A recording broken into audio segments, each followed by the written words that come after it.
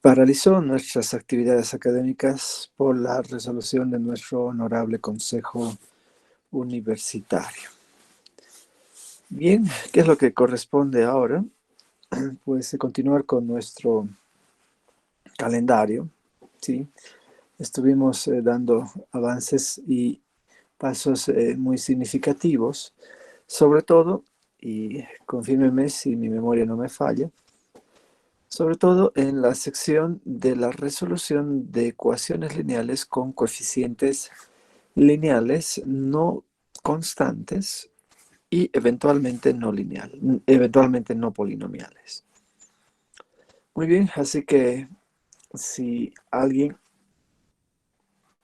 me va confirmando, por favor, lo que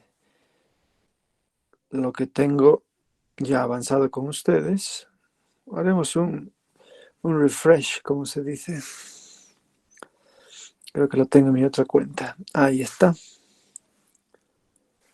Habíamos empezado estudiando las series de potencias, definimos lo que era una serie, ¿no? Que era básicamente el límite de una sucesión de sumatorias parciales. Aquí la tenemos. Habíamos visto que todas las series de potencias son convergentes y pueden ser convergentes para un Disculpe, único... ingeniero. ¿Perdón? Sí, ¿No se me disculpe, está no escuchando? está compartiendo pantalla. Uy, vamos a subsanar eso inmediatamente. Por favor, aguárdenme.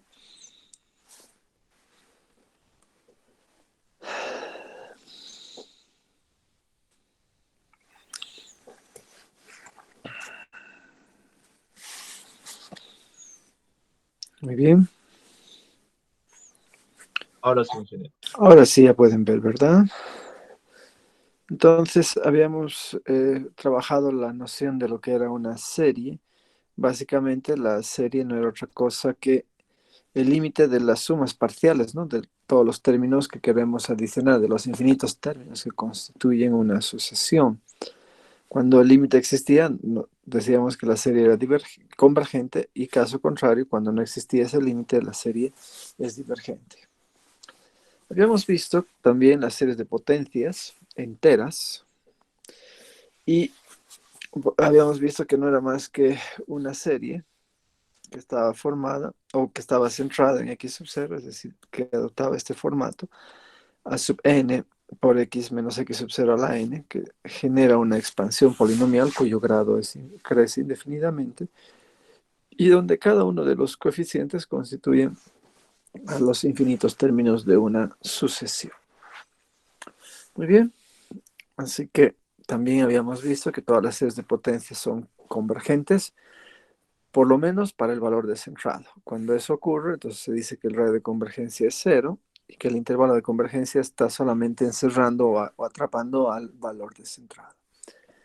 También habíamos visto que hay series que son convergentes para todos los números reales X. En este caso, el radio de convergencia es el infinito y el intervalo de convergencia corresponde a todos los reales. Si existe un R mayor que cero, entonces las series de potencias convergen solo para todos los valores de X que cumplen esta restricción. Es decir, para todos los valores de X que están desde X sub 0 más R a la derecha, X sub 0 menos R a la izquierda. Sí, entonces, ese es el radio de convergencia ρ y el intervalo de convergencia. El intervalo abierto de convergencia es esto, ¿no? Les había comentado que también eventualmente pueden ser intervalos cerrados o semiabiertos. Pero nosotros suficiente con que trabajemos con intervalos abiertos. También habíamos visto un criterio para la convergencia y para este criterio del cociente nos ayudaba mucho a estimar los intervalos y el radio de convergencia de cada serie de potencias. Bien, después, recuerdo haber llegado hasta acá. Lo de las series de Taylor también lo hemos visto. ¿Me confirman, por favor? ¿O no lo hemos visto para hacer el feedback? Creo que sí, ¿no? Ya hemos hecho incluso la resolución de ecuaciones diferenciales con series. ¿O no, no fue así? Confírmeme, por favor. Sí lo veo, sí. Perfecto. Entonces, es importante que nosotros nos demos cuenta de que si una función de las que estudiamos en cálculo 1, es decir, real de variable real. Es continuamente derivable. Entonces, esta función puede ser modelada mediante una serie de potencias. Cuando la sucesión está definida mediante esta regla de correspondencia, a esta serie de potencias se le conoce como serie de Taylor centrada en x sub 0. Eso lo habíamos visto. Y si el valor de centrado de esta serie es igual a 0, entonces la serie la vamos a llamar de ahora en adelante serie de Maclaurin. Bien. Como toda serie de potencias, hay valores para los cuales hay valores de x para los cuales la serie converge y también valores de x para los cuales de repente no converge. Por eso es que se habrán dado cuenta de que no estamos poniendo una igualdad estricta. Una igualdad estricta. Puede que no ocurra la igualdad para algunos valores de x y eso será cuando la serie de potencias sea divergente, ¿no es verdad? En consecuencia, de aquí, de esta observación, surge el concepto de lo que es una función analítica. Y diremos que para que una función real de variable real sea considerada analítica sobre x, debe ocurrir de manera necesaria y suficiente de que esa función debe ser idéntica a su serie de Taylor centrada sobre x. En otras palabras, para que una función sea analítica sobre x, entonces la serie de potencias debe ser convergente para ese valor de x. Habíamos visto ejemplos clásicos. La función exponencial e a la x se la puede expandir de esta manera, ¿no es cierto? Y habíamos demostrado también de que esta expansión nos permite ver de que es 100% analítica sobre cualquier valor real que queramos. En cambio, esta otra función, la función logaritmo natural, no es analítica sobre cualquier valor real. Vamos a ver de que cuando queremos modelar la función logaritmo natural de x mediante una serie de potencias, tenemos esta expansión en serie de potencias de Maclaurin. Y cuando estudiamos el intervalo de convergencia, descubrimos de que solamente se da la igualdad para valores que oscilaban entre -1 y 1. Por eso es que decíamos de que esta modelación para f de x es solamente válida, o sea, esta función va a ser solamente válida para todos los valores de x que pertenecen a este intervalo. Bien, creo que les había dejado este ejercicio para que demuestren que la función coseno es 100% analítica sobre cualquier número real. Y eso estaba pendiente de tarea. Bueno, hasta aquí hemos llegado, ¿no es cierto? ¿O es que hemos avanzado algo más? Coméntenme, por favor.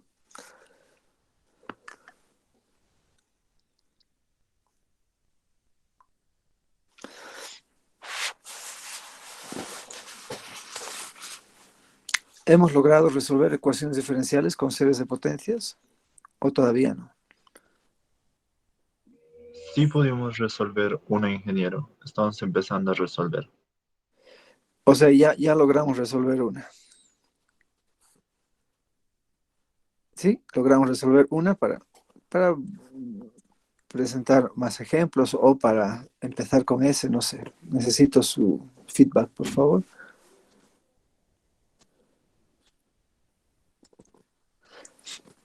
La pregunta es sencilla. ¿Ya habíamos usado estas series de potencias en la resolución de ecuaciones diferenciales? Sí. Sí, perfecto. Perfecto. Muy bien. Entonces, yo voy a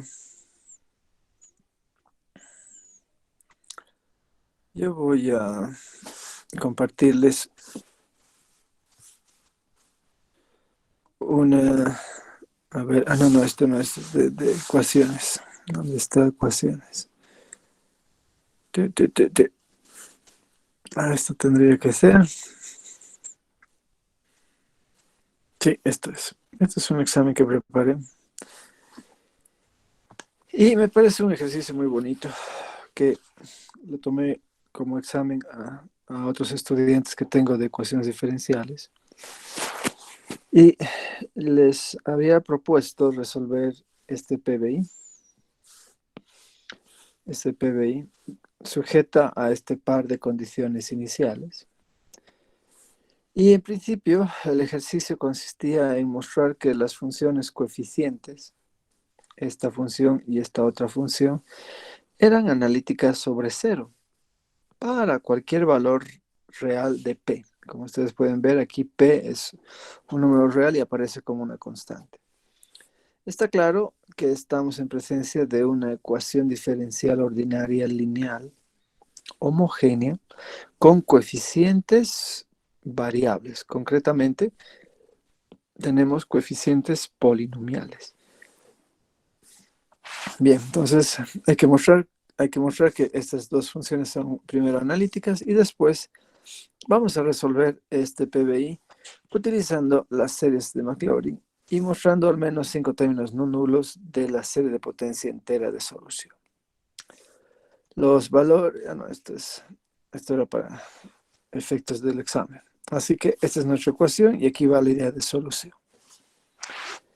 Entonces, en principio, ¿de dónde aparecen estas funciones P de X y Q de X? ¿De dónde aparecen? Pues ustedes pueden darse cuenta de que acá he llevado esta ecuación a su forma estandarizada. Es decir, he pasado a dividir, ¿qué he hecho? He pasado a dividir por 1 menos x cuadrada. No sé qué le pasa a mi Jamboard. No sé qué estoy tocando. A ver, ahora sí.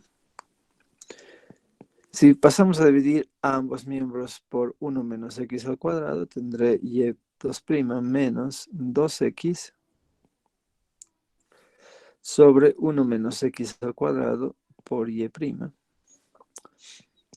más p por p más 1, todo esto dividido entre 1 menos x al cuadrado, toda esta fracción por y, igualado a 0. ¿De acuerdo? Entonces son precisamente estas dos funciones a la que estamos llamando p de x y esta otra función a la que estamos llamando q de x. O sea, son funciones coeficientes que ya están presentes en nuestra ecuación diferencial escrita en su formato estándar. Entonces, ¿cómo vamos a demostrar que son analíticas sobre cero? Por lo que acabamos de recordar, para que una función sea analítica sobre un número real, esta función tiene que ser idéntica a su serie de potencias y debe ser esa serie de potencias convergente cuando x sea igual a 0. Veamos eso.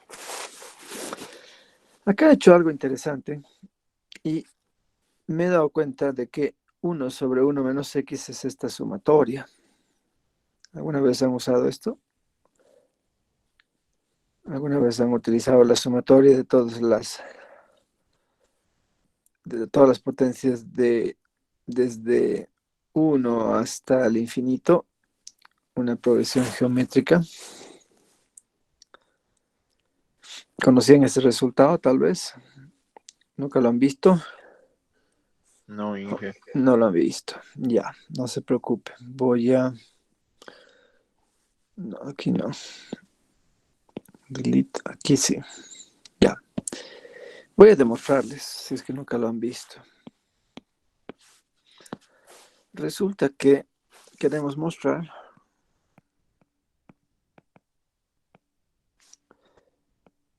que la serie de potencias de x a la n, desde n igual a 0 hasta el infinito, es igual a 1 sobre 1 menos x, si y solamente si el valor absoluto de x es menor que 1. O si quieren, si x oscila entre menos 1 y 1, como quieran. Bien, empecemos. ¿Qué es la sumatoria de x a la n desde n igual a 0 hasta el infinito? Cuando n es 0 tendremos x a la 0, que es 1. Cuando n es 1 tendremos x. Cuando n es 2 tendremos que adicionar el término x al cuadrado. Y ya se están dando cuenta que vamos a generar esta sumatoria de infinidad de términos, ¿no es cierto?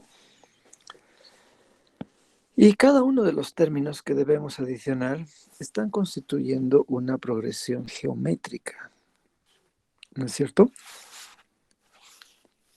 Entonces, ¿a qué es igual la suma de los k primeros términos de una progresión geométrica? Eso es algo que lo solemos ver incluso antes de entrar a la universidad. Les recuerdo, es igual el primer término por 1 menos la razón, en este caso la razón es igual a x, elevado a la k,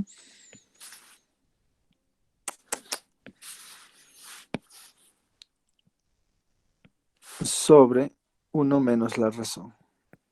¿Recuerdan eso o no lo recuerdan?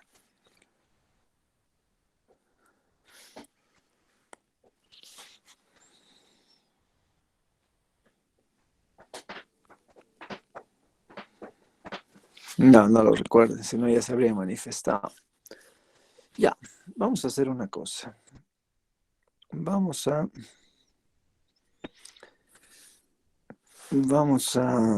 hacer una sumatoria finita nada más.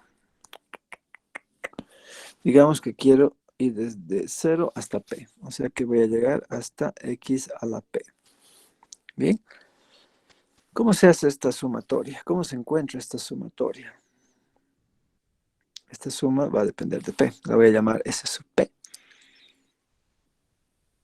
Bien, ¿qué pasa si multiplico por x a ambos miembros de esta última igualdad?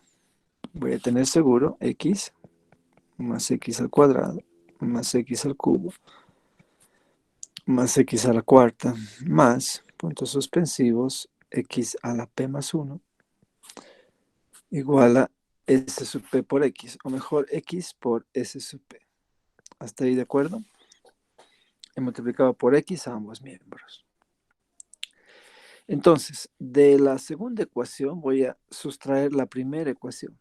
O sea, voy a tener x menos x, 0, x cuadrado menos x cuadrado, 0, x cubo menos x al cubo, 0, x a la cuarta menos x a la cuarta. Aquí habrá un x a la p que se anula.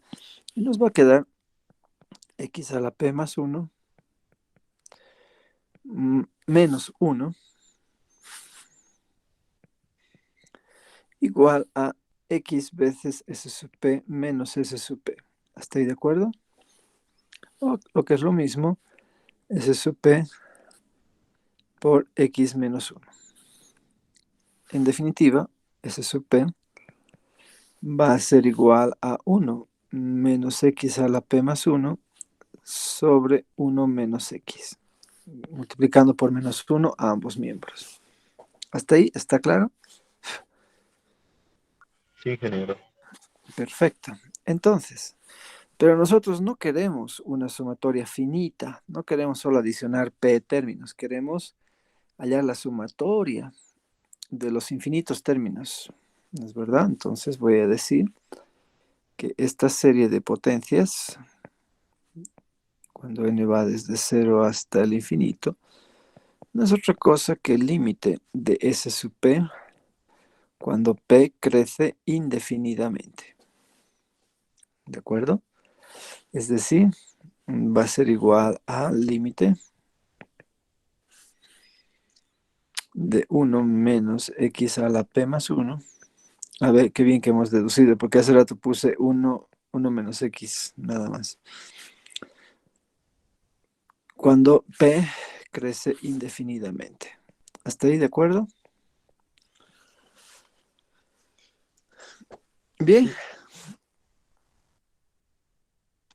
entonces, esto se lo puede ver como el límite de 1 menos 1 sobre x menos x a la p más 1 sobre 1 menos x, cuando p crece indefinidamente.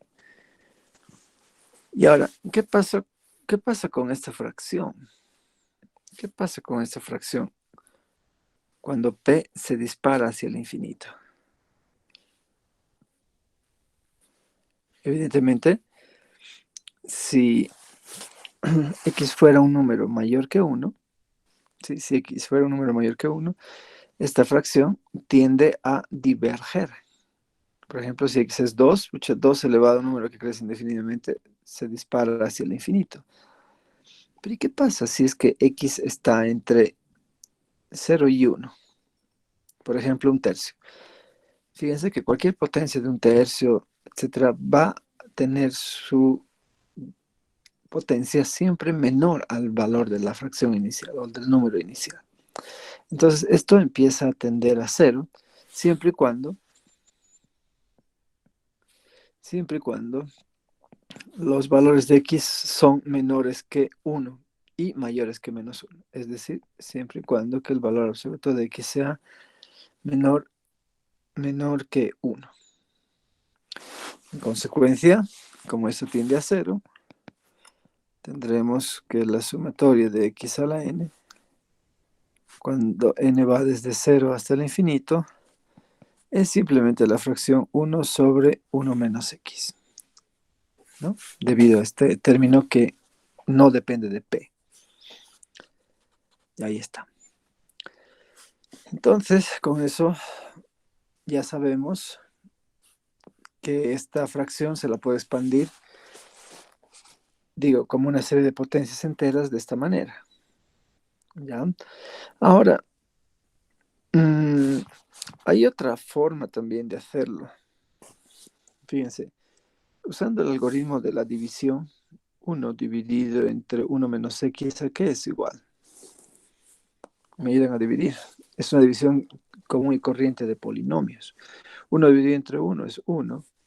1 por 1 es 1, aquí viene con el signo cambiado. 1 por menos x es menos x, aquí viene con el signo cambiado.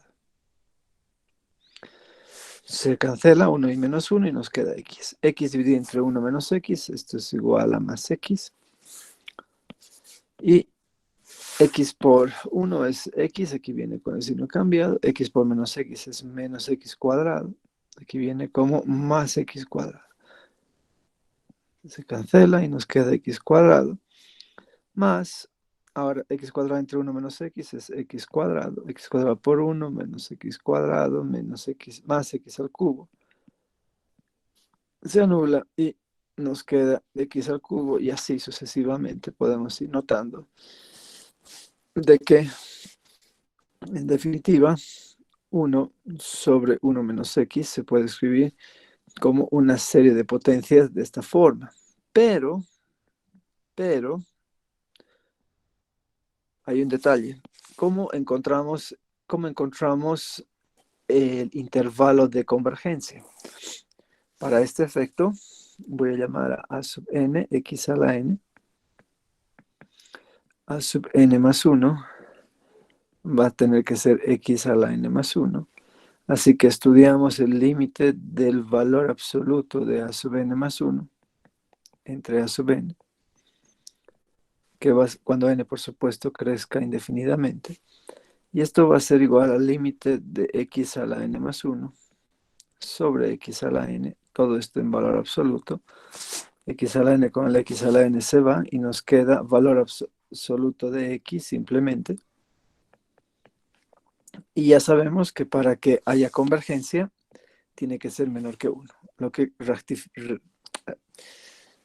ratifica que realmente esta igualdad ocurre solamente para aquellos valores de x que pertenecen al intervalo de confianza, intervalo de convergencia que va de menos 1 a 1. ¿Está bien? O sea, por cualquier lado se llega a mostrar esto.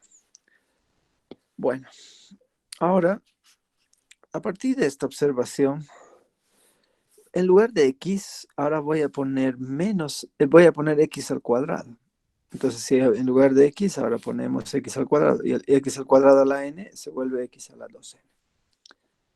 Para los valores de x al cuadrado que pertenecen al intervalo que va de menos 1 a 1. De hecho, esto es equivalente a decir, y lo voy a escribir de una vez para que no haya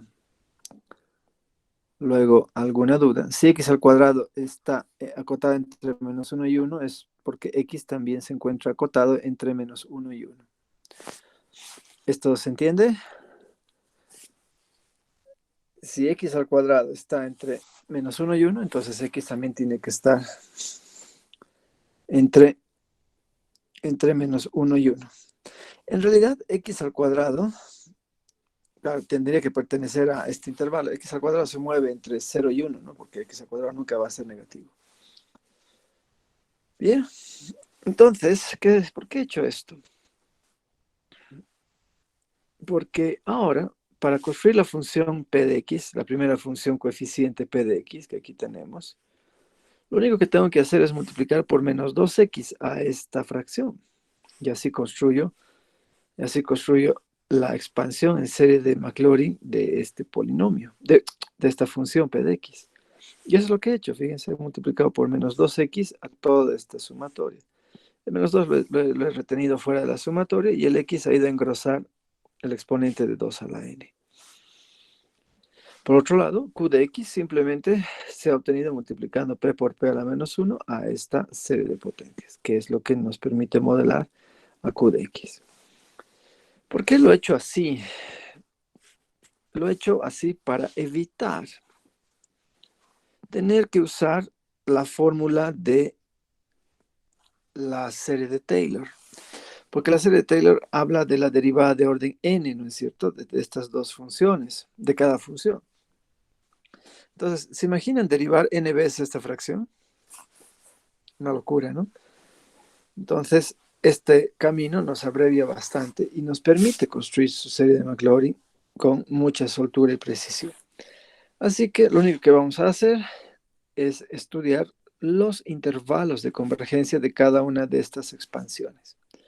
Si a sub n es x a la 2n más 1, a sub n más 1 sobre a sub n va a ser x a la 2n más 1 más 1 sobre x a la 2n más 1. De aquí se nota que al sustraer vamos a tener x a la 2n más 2 más 1, o sea, x a la 2n más 3 sería. Y aquí x a la 2n más 1, por lo tanto tiene sentido que esto sea el valor absoluto de x al cuadrado, que es simplemente x al cuadrado, porque x cuadrado nunca es negativo. ¿De acuerdo? Por otro lado, si b sub n es x a la 2n, el límite del cociente entre dos términos consecutivos en valor absoluto va a ser el límite de x a la 2n más 1, donde había n, ahora ponemos n más 1, sobre x a la 2n, o sea que nos va a quedar nuevamente x al cuadrado, valor absoluto de x al cuadrado, que es x al cuadrado. Y ya sabemos de que si queremos que estas series sean convergentes, entonces tienen que ser ambas menores que 1. Es decir, valor que x al cuadrado tiene que ser menor que 1, lo que significa que x en valor absoluto debe ser menor que 1. Por lo tanto, la igualdad va a darse solamente para aquellos valores de x que oscilan entre menos 1 y 1. ¿Qué nos prueba esto?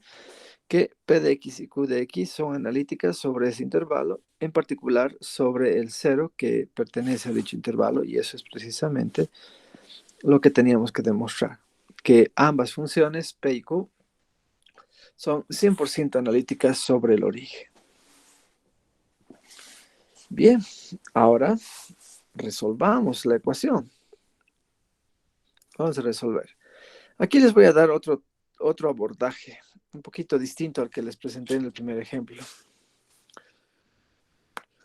Fíjense, tenemos ahora que y2' más p de x y' más q de x y es igual a 0. Y se halla ahora nuestra serie de potencias de Maclaurin.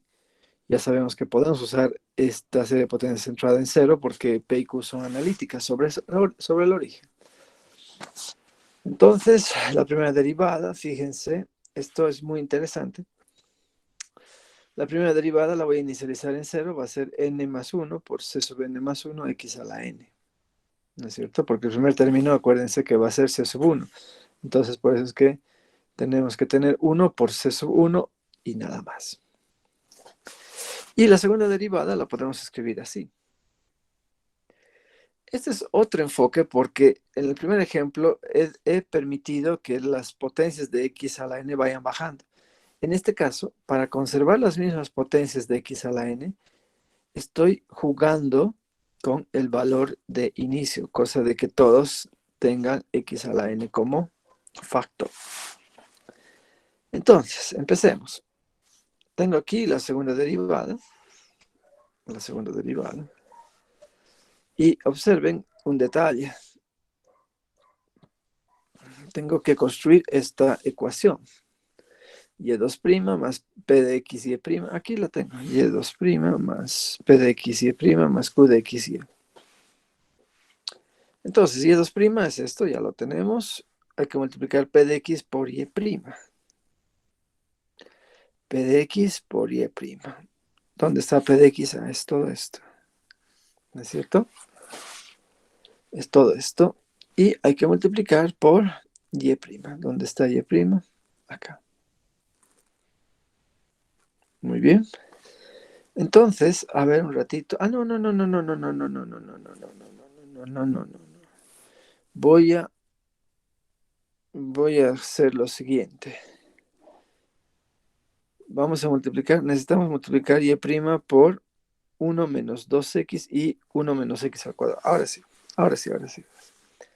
Fíjense, 1, voy a usar esta ecuación, por favor, no la estandarizada. 1 por Y2', 1 por Y2', es todo esto. Y ahora menos x cuadrado por Y2', estoy multiplicando menos x al cuadrado a todo esto, a lo que ya teníamos. Por otro lado, necesitamos construir menos 2x y Y'. Entonces voy a multiplicar menos 2x a la Y' que ya tenemos. Y nos queda esto. ¿De acuerdo? Menos 2x. Y finalmente, vamos a multiplicar p por p más 1 a y. Multiplicamos p por p más 1 a y. Listo. Nuestra ecuación entonces exige que adicionemos esta igualdad a esta otra igualdad. Si tengo y2' menos x cuadrado y2', ya generamos esto. Menos 2x y', menos 2x y'. Y finalmente p por p más 1y. Ahí está. Entonces, lo único que nos queda es adicionar estos tres miembros e igualar luego a 0, ¿no? Porque aquí tenemos una ecuación homogénea. Entonces adicionamos 1 más 2 más 3 más 4 e igualamos a 0. Adicionando 1, 2, 3, 4, igualando a 0. ¿Qué es lo que vamos a tener? Nos fijamos en los coeficientes, porque ahora toditos tienen x a la n, ¿no? Esa es una gran ventaja. Entonces empezaremos adicionando n más 1 por n más 2, c sub n más 2, menos n más 1, n menos 1 más n c sub n. Aquí está. Aquí está. Después, ¿qué otro término nos toca? Nos toca aquí menos 2 veces n veces c sub n. Menos 2 veces n veces c sub n. Aquí está. Y finalmente tendremos p por p más 1 y. O sea, multiplicamos por p más 1. Ya estamos. Entonces, ¿qué es lo que estamos generando aquí? Observen de que para obtener c sub n más 2 necesitamos saber previamente cuánto es c sub n. Así que se tiene una sucesión definida de manera recursiva, c sub n más 2, lo despejamos en términos de c sub n, para n mayor o igual que 0. Y estamos, ya lo hemos logrado. Entonces, se genera esta relación recursiva, que ya la hemos despejado, c sub n más 2 en términos de c sub n. Y ahora construimos, ¿no? Cuando n es igual a 0, generaremos c sub 2. Cuando n es igual a 1, generaremos c sub 3. Y así c sub 4, c sub 5, etcétera, etcétera. Hasta encontrar todos los términos que necesitamos. Necesitamos construir c sub 0, c sub 1, c sub 2. Y esto, por supuesto, requiere de iteración. Para los diversos valores de p vamos a ir iterando. Y al final ya tenemos despejado y. Fíjense que como estamos frente a una ecuación de segundo orden, solamente necesitamos dos constantes o parámetros para describir sus infinitas soluciones. Y si se han dado cuenta, acá se ve la iteración, todos los términos los hemos escrito en función o bien de C sub 0 o bien de C sub 1. C sub 0 o C sub 1. Por supuesto, va a depender de los valores de P. Y una vez, igual que hicimos en el primer ejemplo, factorizamos C sub 0 y se genera una serie de potencias. Más C sub 1, otra serie de potencias. Pero en nuestro caso en particular, nos han pedido que resolvamos un problema, valores iniciales. Nos han dado estas dos valores iniciales. Así que ya sé que y evaluada en 0 tiene que ser igual a A. Entonces, cuando X es 0, se anula, se anula, se anula, se anula. Todo se anula, excepto el primer término de aquí. Por lo tanto, A va a ser igual a C sub 0. Fácil de ver. Y para saber cuánto vale B, necesitamos hallar la primera derivada y luego evaluar en 0, porque es la condición inicial que debemos usar.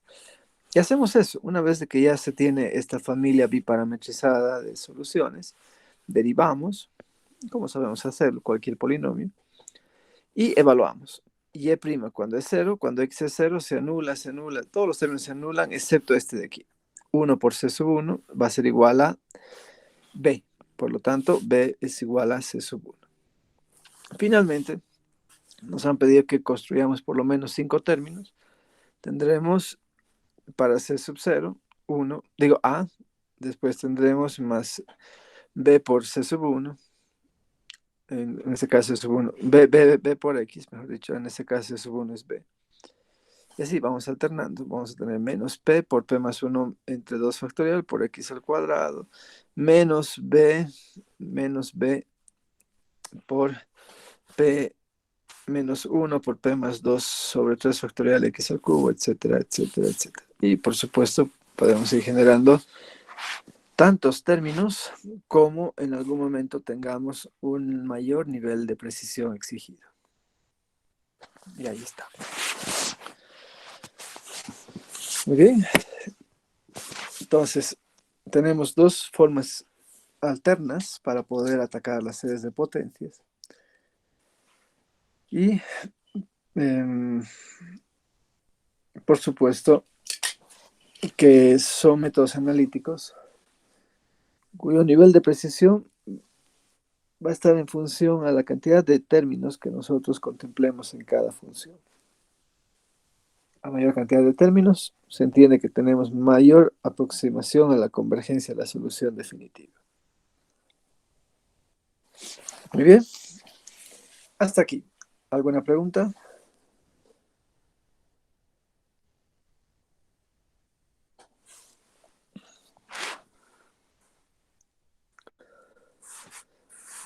¿Qué tenemos que hacer ahora? Ejercicios, sin duda. ¿Dónde está?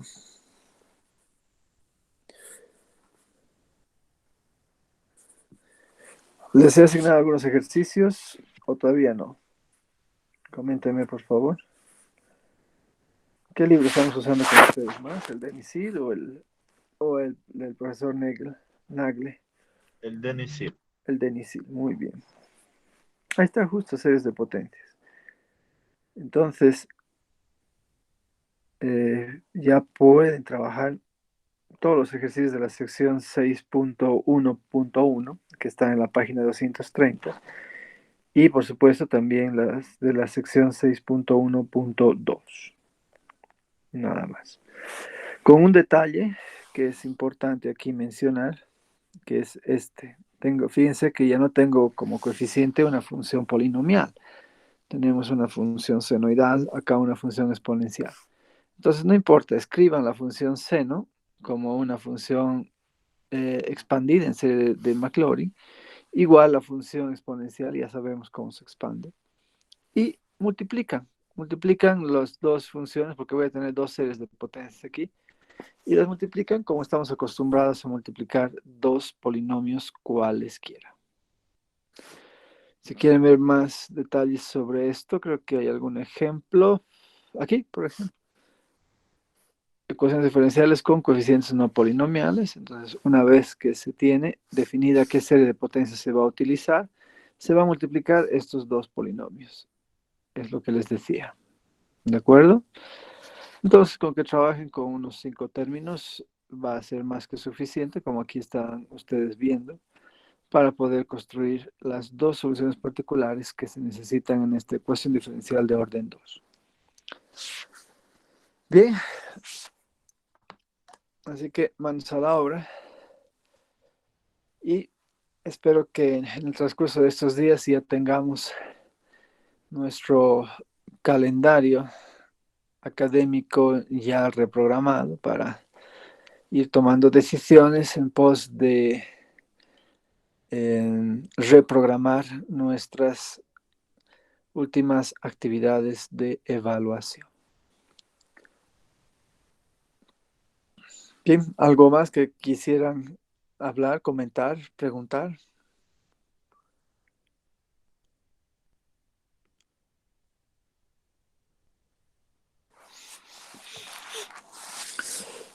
Muy bien, entonces quedaremos acá y ya el día de mañana ya podríamos empezar a trabajar y a surcar nuestra última unidad que tiene que ver con los sistemas de ecuaciones diferenciales lineales.